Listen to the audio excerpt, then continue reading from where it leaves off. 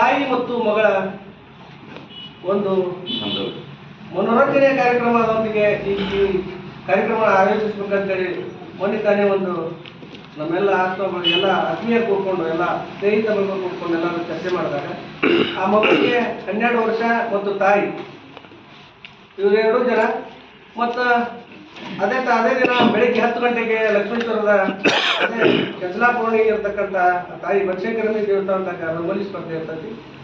ಆ ರಂಗೋಲಿ ಸ್ಪರ್ಧೆಯ ನಿಯಮಗಳನ್ನ ವೇದಿಕೆ ಮೇಲಿದ್ದಂಥ ಎಲ್ಲ ತಾಯಂದಿರು ಅದನ್ನ ಯಾವ ಥರ ಮಾಡ್ಬೇಕು ಅನ್ನೋದನ್ನ ಆ ಒಂದು ಇದರ ಪತ್ರಿಕಾ ಮುಖಾಂತರ ಅದನ್ನ ಎಲ್ಲಾನು ಈಗಾಗಲೇ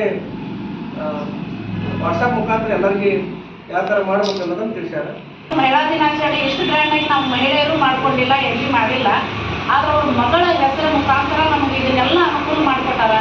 ಇಷ್ಟು ಒಂದು ದೊಡ್ಡ ಕಾರ್ಯಕ್ರಮ, ಅಲ್ಲಿ ಊಟದ ವ್ಯವಸ್ಥೆ ಆಗಲಿ, ಒಂದು ನಾಷ್ಟದ್ದಾಗಲಿ ಯಾವುದೂ ಕೊರತೆ ಆಗದಂಗೆ ದೊಡ್ಡ ವೇದಿಕೆಯನ್ನು ಹಾಕಿ ನಮಗೆ ಭಾಳ ಫೋನ್ ಹಚ್ಚಿ 1 ತಿಂಗಳ ಮುಂಚಿತನ ನಮ್ಗೆಲ್ಲರಿಗೂ ಅವರು ಮಹಿಳೆಯರಿಗೆ ಏನು ಮಾಡೋಣ ಅಂತ ಏನಿಲ್ಲ ಎಲ್ಲರ ವಿಷಯವನ್ನು ತಿಳ್ಕೊಂಡು ಇದನ್ನೊಂದು ಬಹಳ ಉತ್ಸುಕತೆಯಿಂದ ನಮ್ಮ ಸಹೋದರಿಯರನ್ನು ಕೂಡಿಸ್ಕೊಂಡು ಅವ್ರು ಮಾಡ್ತಾರಲ್ಲ, ಇದು ಒಂದು ನಮ್ಮೂರಲ್ಲಿ ಅವರು ಇರೋದು ನಮ್ಮ ಒಂದು ಹೆಮ್ಮೆಯ ವಿಚಾರ. ಈ ಮಹಿಳಾ ದಿನಾಚರಣೆ ಮಾಡೋದು ನಮ್ಮೆಲ್ಲರಿಗೂ ಒಂದು ವಿಶೇಷವಾಗಿರ್ತೈತಿ ಇವತ್ತಿಂದ. ಯಾಕಂದ್ರೆ ಈಗ ಮಹಿಳಾ ದಿನಾಚರಣೆ ಲಕ್ಷ್ಮೇಶ್ವರದಲ್ಲಿ ಸಾಕಷ್ಟು ಸಂಘ ಸಂಸ್ಥೆಗಳದಾವ.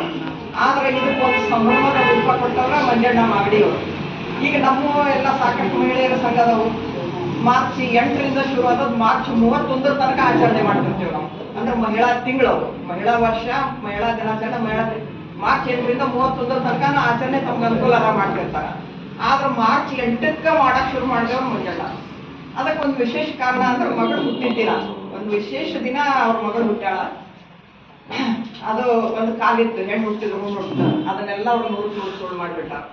ಯಾಕಂದ್ರೆ ಅವ್ರ ಮಗಳು ಈಗಾಗಲೇ 9ನೇ ವರ್ಷ ಅಂತ ಹೇಳಿದ್ರು. ಅವಾಗಿಂದ ನಾನು 3 ಸಲ ಅವರ ಮನೆಯಲ್ಲೇ ಮಾಡ್ತಿದ್ರು. ಆದ್ರೆ ಈಗ 2ನೇ ವರ್ಷ ಇತ್ತು. ಇಷ್ಟೊಂದು ದೊಡ್ಡ ವೇದಿಕೆ ನಿರ್ಮಾಣ ಮಾಡಿ ಪಂಚಮಸಾಲಿ ಸಂಘದಿಂದ ಅವ್ರು ಮಾಡಿದ ಥರ ಅನ್ಸಂಗಿಲ್ಲ. ಇದು ಇಡೀ ಊರೇ ಇದ್ರೊಳಗೆ ಇನ್ವಾಲ್ವ್ ಆಗ್ತದೆ.